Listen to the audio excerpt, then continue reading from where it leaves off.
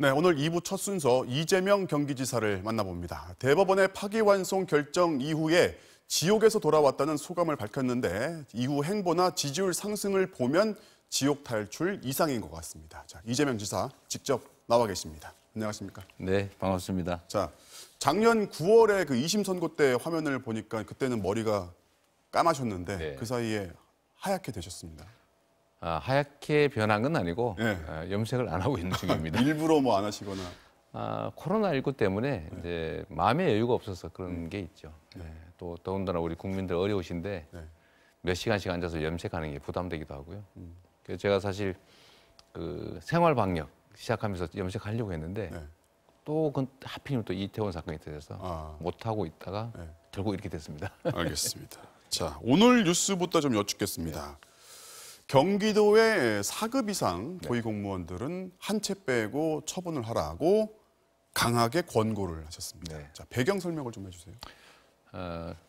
지금 이제 그 부동산 시장이 처음에는 주거 수요가 많아서 문제였다가 이제는 투기 수요가 많아졌었는데 최근에는 거의 공포 매수 수요들이 나타날 정도로 공포 매수 수요. 네, 좀 심각한 상황이 됐습니다.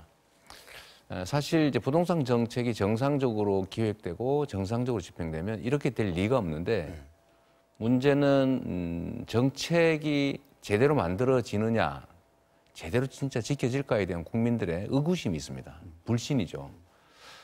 그 불신의 가장 큰 원인이 정책 결정권자들이 부동산을 과다하게 보유하고 있다. 그걸 우리 대중들은 집값이 오르는 증거로 보고 있는 거죠. 그리고 또 한 가지는 더 근본적으로 정책 결정에 영향을 미치는 사람들이 자기가 부동산을 많이 갖고 있으면 아무래도 부동산 소유자에게 유리하게 부동산 불로소득이 발생하는 방향으로 정책을 할 수밖에 없죠. 사람 마음이라는 게 그렇죠. 네, 그렇습니다. 네. 그래서 고위공직자, 특히 이제 부동산에 영향을 미칠 수 있는 도시 계획이든 도로 개설이든 이런 데 영향을 미칠 수 있는 사람들은 주거용 외에는 투기용으로 또는 투자용으로 부동산을 갖고 있는 것이 바람직하지 않다. 파는 걸 권유하고 안 팔아도 할 수 없지 않습니까? 저희가 부동산 백지 신탁제라고 하는 법이 도입돼서 강제로 매각하게 하면 모르겠는데 현재로서는 어려우니까 권고는 하고 다만 제가 가지고 있는 권한, 인사권을 행사할 때 이 점을 반영하겠다라고 제가 오늘 발표했습니다. 결국에는 수도권 집값 안정에 기여를 하신다는 의지로 읽히는 것이고 그렇습니다. 얼마 전에 기본주택 공급 계획도 발표를 하셨고 또 하나가 이제 육군사관학교를 아예 경기 북부 지역으로 이전해달라고 정부에 역제안을 하셨단 말이죠. 그렇게 지금 내놓는 정책들이 결국에는 이제 수도권의 집값 안정을 목표로 하시는 거죠. 네. 예. 그거 한번 설명해 주시죠. 지금 우리나라는 주택이 부족해서 생기는 이 문제가 아니고 주택은 적정하게 공급되어 있는데 실제로 거주하지 않는 사람들이 투자용 또는 투기용으로 너무 많이 갖고 있습니다. 우리가 알다시피 대표적인 게 임대 사업자들, 지금 이 사람들이 가지고 있는 임대용 주택이 157만 세대 정도 된다고 합니다. 근데 우리가 알고 있는 이제 분당 신도시 이게 27만 세대였습니다. 지금 3기 신도시 만들고 있는데 30만 가구 겨우 공급하거든요. 그러니까 무려 이 분당 신도시 5개 이상, 6개에 가까운 물량을 임대하기 위해서 투기하려고 또는 불로소득, 임대소득을 얻기 위해서 가지고 있습니다. 실제로 공급 정책의 핵심은 새로 지어서 공급하는 것도 있긴 한데 새로 지어서 공급하는 거는 사실 너무 가격 차이가 커서 로또화돼 있습니다. 그게 오히려 분양을 하면 분양 열풍을 일으켜가지고 부동산 시장을 자극을 하죠. 그래서 제일 핵심적인 공급 정책은 역시 비주거용으로 즉 투자 투기용으로 가지고 있는 주택을 주택시장에 내놓게 하는 겁니다. 두 번째로는 신규 공급을 할 때 말씀드린 것처럼 로또 분양은 오히려 부동산 투기를 부채질하기 때문에 중산층까지도 자식 둘 데리고 평생 살 수 있을 정도의 예를 들면 35평까지 이르는 역세권의 좋은 자리에 적정한 임대료를 내는 공공임대주택을 공급하자라고 하는 게 저희 경기도가 내놓은 기본주택 개념입니다. 특히 3기 신도시에는 우리 경기도에서 거의 대부분 사업을 하게 되고 3기 신도시 공급 물량의 상당 부분을 우리 경기도시공사가 감당하기 때문에 우리 경기도시공사가 공급하는 물량은 신도시의 가장 핵심 요지에 적정하게 싼 가격으로 장기에 무주택자이기만 하면 뭐 소득 수준 상관없이 모두 입주할 수 있게 하겠다 그런 뜻이었습니다. 자, 지금 여권에서 이제 행정수도 이전을 화두로 던지셨고 지금 발빠르게 진행을 하고 있습니다. 네. 일단 어떻게 평가하십니까? 원래 행정수도 이전 또는 제2행정수도 건설은 필요한 일이죠. 네. 과거부터 해왔는데 이제 그 관습 헌법이라고 하는 묘한 논리 때문에 제동이 걸렸고 그건 옳지 않다고 생각하지만 그건 현실적으로 있는 판결이니까 존중해야 되고요. 저는 지금이라도 이제 행정수도 이전은 뭐 헌법을 건드리지 말고 또 판례에 저촉되지 않는 범위 내에서 수도도 있긴 한데 제2행정수도의 개념으로 옮겨서 여기 비중을 계속 높여가다가 적정한 시점이 되면 완전히 옮기는 방식으로 이렇게 순차적으로 하는 게 바람직하다고 생각합니다. 그래야 충돌이 발생하지 않죠.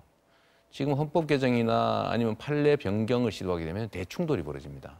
그럼 결국 하지도 못하고 시끄럽게만 하고 갈등만 생기고 성과는 없게 되겠죠. 충돌이라는 것은 반대. 그렇죠. 여야 간, 뭐 세력 간 충돌을 말하죠. 그런데 이 행정수도 이전 문제가 자칫 이 자체가 매우 중요한 목적인 그 자칫 중요한 정책인데 다른 정책의 하나의 수단으로 취급되는 경우에 문제가 발생합니다. 네, 알겠습니다. 예를 들면 부동산 문제를 해결하기 위해서 한다고 인식하거나 또는 그를 의도로 하게 되면 오히려 부작용이 더 크게 되기 때문에 이 문제는 좀 분리해서 판단할 필요가 있다고 생각합니다. 자, 어쨌든 대법 판결 이후에 예상을 한 거지만은 지지율 상승이 있었는데 어떤 여론조사에서는 지금 이낙연 의원과 오차범위 내까지 나온 여론조사도 있습니다. 자, 솔직하게 한번 평가를 해주신다면. 저는 재판 결과에 따라서 큰 변화가 있을 거라고는 생각하지 않았습니다. 뭐 그럴 이유가 없다고 저는 생각했는데 아마도 그게 영향을 좀 미치고 있긴 한 것 같습니다. 일반적인 전문가들 예측처럼. 다만 그게 아직도 뭐 선거는 한참 남았고 지지율이라고 하는 게 뭐 신기루 같아서요. 순식간에 사라졌다 나타나기도 하는 것이어서 큰 의미는 두지 않지만 다만 우리 국민들께서 도정 열심히 한 거에 대한 평가, 격려라고 생각해서 더 열심히 도정을 하도록 하겠습니다. 자, 말씀을 꺼내셨으니까는 이제 한쪽에서는 그런 평가가 있습니다. 이재명 지사 참 일을 시원시원하게 잘한다. 그런 평가가 있는 한쪽이 있고 또 한쪽에서는 뭔가 좀 안정적이지 않다. 이렇게 평가하는 분들이 있습니다. 자, 어떻게 말씀하시겠습니까? 뭐 보병 부대가 움직이면 좀 안정적이고 그럴 수 있는데 아무래도 그 기병 부대가 움직이면 빠른 대신에 불안할 수 있죠. 그렇죠. 저는 성남시정 8년 또 경기도정 2년을 했는데 그 사이에 참 많은 새로운 일들을 했습니다. 남들이 하기 싫어하는 보통 정치인들은 논란이 있는 것 잘 하지 않습니다. 왜냐하면 동의하는 사람이 압도적으로 많아도 반대하는 사람의 힘이 훨씬 더 큽니다. 적어도 그게 세상의 이치죠.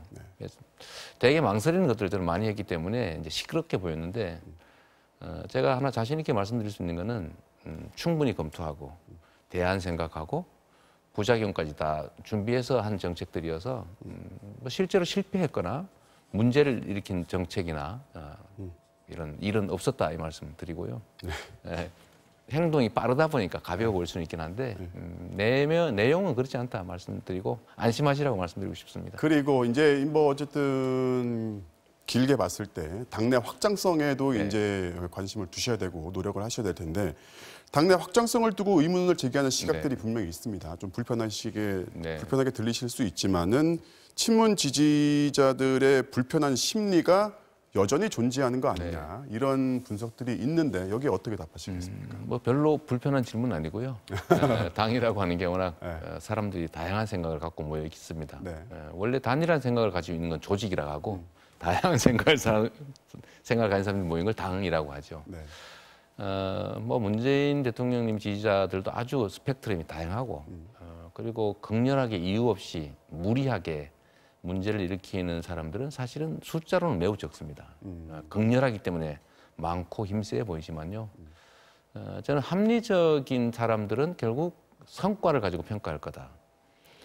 누군가 예를 들면 그냥 좋아하는 팬이 아니고 자기의 삶이 걸려 있는 정치이기 때문에 자신의 삶이나 또는 우리 공동체의 미래에 도움이 되는 방향으로 결국 선택할 것이라고 생각하고 그렇기 때문에 결국은 이제 역량이라든지 아니면 철학이라든지 또는 성과라든지 객관적인 뭐 이런 것들을 더 많이 평가할 것으로 생각합니다. 뭐 제가 원래 아무것도 가진 게 없던 사람인데 뭐 조금이라도 인정받는 제일 큰 이유는 작은 성과라고 생각하기 때문에 뭐 그 점들을 믿고 그냥 가야죠. 자, 지금 그 말씀을 꺼내셨는데 나는 흙수저다. 이낙연 의원은 대신 엘리트다. 서로 살아온 과정이 다르다. 이런 말씀하셨더니 이낙연 의원이 이제 그거를 가지고 아마 내가 지금 서울대학 나온 걸 그렇게 말씀하신 것 같은데 나도 가난한 칠남매 중 장남으로 자랐다. 이런 답변을 하셨어요. 네. 그런 의미로 하신 게 맞습니까? 뭐 만난 일이 있느냐라고 말씀을 누가 참 질문을 하셔서 제가 워낙 살아온 길이 달라서 같이 이렇게 조우할 일이 없었다. 그리고 그분은 서울대 또 좋은 고등학교 나오신 엘리트시고 또 그 길을 밟아오셨고 저는 이렇게 살아왔기 때문에 그런 기회가 없었다 이렇게 말씀을 드렸는데 어느 언론이 이제 그 두 가지만 뽑아가지고 마치 대립적인 얘기를 한 것처럼 말씀하셨고요. 뭐 이낙연 후보님 말씀 들어보니까 뭐 칠남의 장남으로 정말 고생하시고 어렵게 사셔서 일가를 이루셨는데 뭐 그 점에서 보면 정말 훌륭한 타의 모범이 될 만한 분이시죠. 자, 네.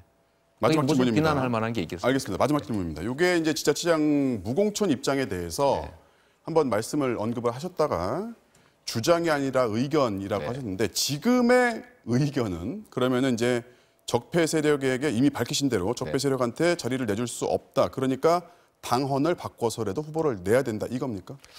아니요. 이것도 역시 이제 결국은 원칙적으로는 당헌을 지켜야 된다. 국민에게 한 약속이기 때문에. 다만 상황이 그걸 못 지키는 게 더 문제가 될 만한 상황이면 당헌을 고쳐서라도 공천해야 되는데 그럴 때는 석고대죄하는 정도의 성찰과 대국민 사과가 있어야 된다. 이게 제가 처음 말씀드린 내용 자체고요. 그중 일부를 떼서 앞부분만 공천하면 안 된다라고 한 부분을 말씀하셨던 게 일부 언론이고 또 제가 그 점을 해명을 하다 보니까 또 요부 뒷부분만 떼서 말을 바꿨다 이런 주장이 있는데 처음이나 제 해명이나 지금 말씀이나 결과는 똑같습니다.